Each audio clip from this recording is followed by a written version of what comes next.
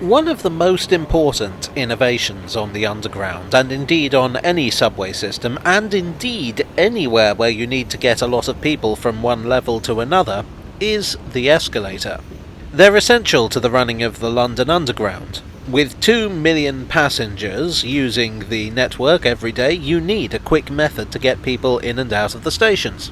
Like a lot of the concepts used on the Underground, the escalator is an American invention. The inventor was one Jesse Wilford Reno. Jesse was born in 1861 in Fort Leavenworth, Kansas.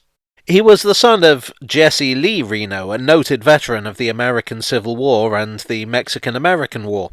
Reno Sr. was honoured by having a whole lot of places named after them, and on more than one occasion Johnny Cash claimed to have killed a man in one of them just to watch him die. Jesse Jr. did not follow in his father's footsteps, but rather took an interest in technology.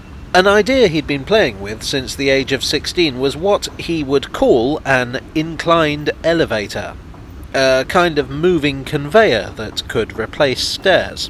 Similar ideas had been proposed by Layman Suda and Nathan Ames, but none had ever been completed.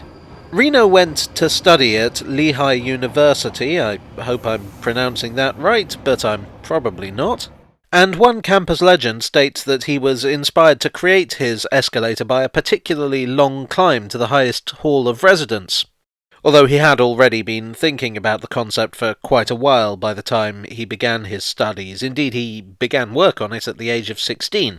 So it looks like this is another of those campus myths, like that one about the guy in the middle of his exam who sticks 2 pencils up his nose, but that's another story. Reno became a successful engineer after graduating. Among other things, he was behind an electric tramway in Americus, Georgia, which I mention primarily because it seems that he generally had an interest in mass transit.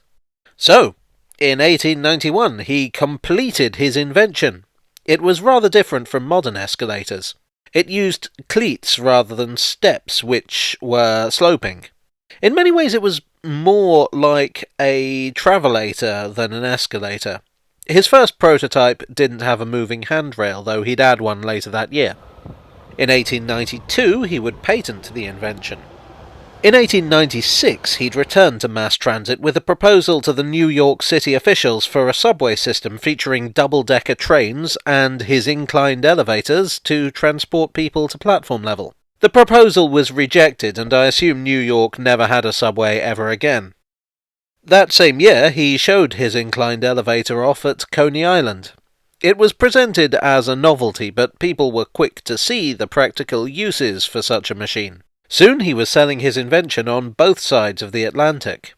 Although he failed to convince the New York City fathers of the merits of his subway, he did manage to get his inclined elevator installed at a number of railway stations in the US, proving particularly popular on elevated railways. Reno wasn't the only inventor working on a moving stairway. George Wheeler came up with a not dissimilar invention that included flat steps rather than Reno's diagonally inclined ones, but it had to be boarded sideways. He was bought out by Charles Seeberger, who took his invention to the Otis Elevator Company in 1898. In 1900, Seeberger premiered the term escalator, a portmanteau of elevator and scala, the Latin word for stairs. Incidentally, the word escalate actually comes from escalator. I always used to assume it was the other way round. At the same time, in London, great things were afoot. Or rather, underfoot. The City and South London Railway had opened in 1890 and was the first deep-level underground railway. It was a huge success and inspired several imitators. Of the dozens of proposals for new tube lines, only a handful would actually get built. But nevertheless, it was clear that the Underground was the future of mass transit in London, and Reno wanted to get in on the ground floor, so to speak. So, in 1902 he came to London and founded Reno Electric Stairways and Conveyors Limited. In the early days of the tube, access to platforms was by lift or staircase. These were slow and prone to overcrowding. The speed advantage of the Underground was lost if passengers had a long wait at either end of their journey. The first escalator on the Underground was a rather bizarre thing. While he was preparing to move to London, Reno was working on something new, a spiral escalator. This would take up less space and, crucially, could be installed in already existing lift shafts. He demonstrated a working prototype at Earl's Court Exhibition Centre in 1902. The good people at Underground Electric Railways of London were intrigued, and in 1906 they decided to give it a shot at Holloway Road. Holloway Road on the Great Northern Piccadilly and Brompton Railway was under construction at the time. They tried the new escalator out. Apparently it worked just fine, but UERL decided against putting it into passenger service. Exactly why is unclear. One possibility is safety. The Board of Trade were a bit iffy about escalators in those early days.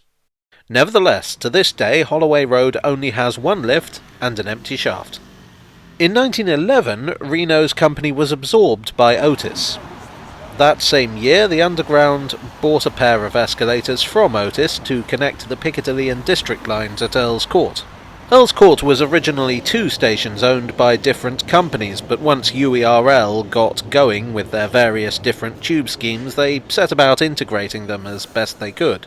At this time, despite having been in the public eye for 15 years, escalators were still a novelty, and initially they were only approved by the Board of Trade on a test basis. There were a few accidents during the first week, 1 fall, 1 pinched finger, and 9 torn dresses. That's Edwardian fashion for you. To instill confidence in passengers, UERL hired a man with a wooden leg named Bumper Harris to ride up and down, which raises the obvious question, what was the name of his other leg? That being said, it was also something of an attraction in its own right, with staff advertising it as the only moving staircase in London. Once the safety issues were ironed out, the Board of Trade gave their approval, and soon escalators were appearing everywhere. New stations had escalators built in from the start, and old ones were often rebuilt to incorporate them. The rule on underground escalators is that you stand on the right and walk on the left. The reason for this dates back to the earliest escalators, whereas now there's a sort of comb at the end of the staircase. In the early days, this was a diagonal shunt. The theory was that it would be easier for passengers to step off with their right foot, therefore they should stand on the right. In practice, this was pretty pointless and actually made it more difficult to alight. TfL would actually prefer it if you didn't walk at all. That thump thump thump wears the escalators out more quickly. In 2015 at Holborn they experimented with the idea of abolishing walking altogether and having people stand on both sides, which they reasoned could reduce crowds. The theory is this: relatively few people are actually going to walk on the escalator. Therefore, for most of the time, only half the escalator is in use. Well, actually, since most people stand with a step between them and the person in front, it's more like a quarter. If you normalised standing on both sides, then in theory you could get the crowds out in just over half the time. That's mathematics, I assume. The experiment lasted 3 weeks, during which time commuters called it stupid, loopy, ridiculous, lazy, and it was even compared by one commuter to Soviet Russia. I guess he's never been to Gant's Hill. The worst disaster to befall the escalators on the Underground happened in 1987 at King's Cross, when a massive fire broke out under the Piccadilly line escalators. It was believed to have been caused by a discarded match falling onto the rails beneath the stairs and igniting a build-up of grease and dust. The exact circumstances of the fire are complex and indeed had never been seen before, but the result was the death of 31 people, with 19 more severely injured and 81 hospitalised.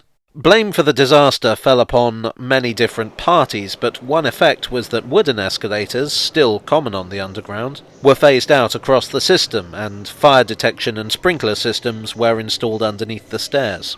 The last station with a wooden escalator was Greenford, which was finally upgraded in 2014. Greenford is unusual in having an escalator that goes up to meet the trains.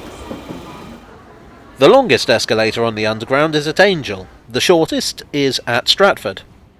The oldest is at Earl's Court, of course. And the newest at the time of making this are those on the Northern Line extension to Battersea Power Station. The station with the most escalators is Waterloo, which has 23. Most new stations incorporate a lift as well as escalators in order to improve accessibility.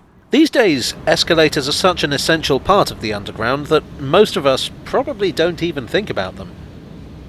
Well, except when they break down. Hello all, I hope you enjoyed this slowly rising tale from the tube. If you did, descend on the like button and consider subscribing for more tube oddities. Thanks as always to my donors on Ko-fi and Patreon. You are the moving handrail to my unsafe staircase. And I'll see you all again very soon for another tale from the tube.